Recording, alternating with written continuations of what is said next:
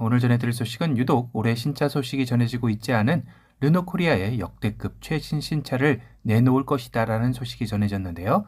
사실상 르노코리아는 올해 이렇다 할 신차 출시가 없다 보니 올해 판매 실적에서는 처참한 결과를 맞이하고 있기도 합니다.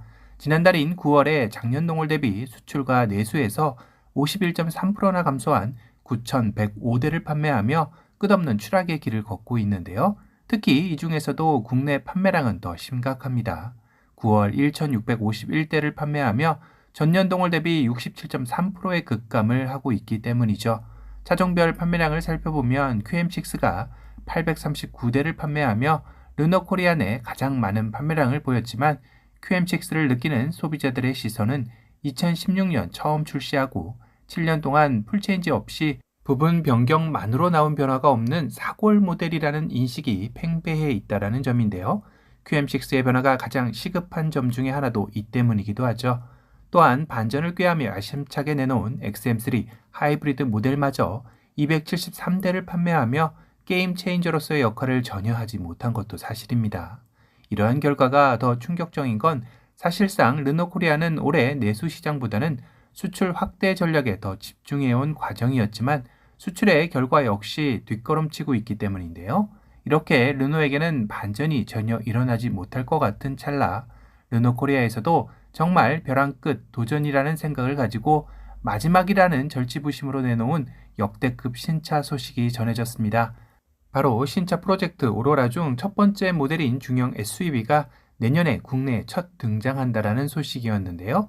지난달인 9월에 르노그룹 최고 과학 책임자 리크 줄리아 부회장은 경기도 용인시 르노 테크놀로지 코리아를 방문해 신차 등 르노 코리아 차량들의 커넥티비티 시스템과 서비스 개선 사항을 점검하는 등 오로라 프로젝트의 첫 번째 신차를 출시하기 위한 광폭 행보를 이어나가고 있는 것입니다.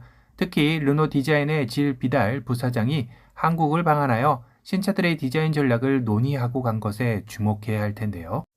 최근 르노의 최신 패밀리룩을 떠오르고 있는 신차인 쿠페형 SUV 라팔의 디자인을 주도한 인물이기 때문입니다. 다시 말해 내년에 선보일 중형 SUV 역시 라팔의 패밀리룩을 따를 가능성이 높아진 상황이라는 것이죠. 거기다 이 중형 SUV의 파워트레인이 국내에서 현재 가장 인기 파워트레인인 하이브리드 모델이라는 것이 알려지며 국내 소비자들의 마음을 되찾아올 수 있을지도 궁금해지는 시점인데요. 볼보와 링크 앵코 등에 사용되는 길리그룹의 CMA 플랫폼과 차세대 하이브리드 시스템을 기반으로 개발되어 나오는 신차라고 합니다. 일단 포지션이 중형 SUV로 르노코리아의 중형 SUV QM6와 겹치는 포지션인데요. 앞서서도 QM6는 2016년 처음 출시되고 7년 동안 단 한 번의 풀체인지를 단행하지 않았죠. 오로지 페이스리프트 모델로만 버텨온 것인데요. 정말 이번만큼은 이 새로운 중형 SUV가 QM6의 풀체인지이길 간절히 기대하는 소비자들도 많을 것으로 여겨집니다. 하지만 올해 이미 QM6의 페이스리프트 모델이 소문 없이 나왔고 새로 나올 신차의 경우 현재 알려진 바로는 하이브리드 단일 파워트레인으로 나오는 만큼 QM6의 후속으로 나올 확률은 현재로서는 낮아 보이는 것도 사실입니다.